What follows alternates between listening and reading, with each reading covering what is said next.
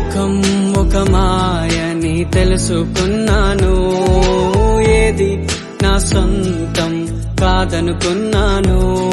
ఈ లోకం ఒక మాయని తెలుసుకున్నాను, ఏది నా సొంతం కాదనుకున్నాను.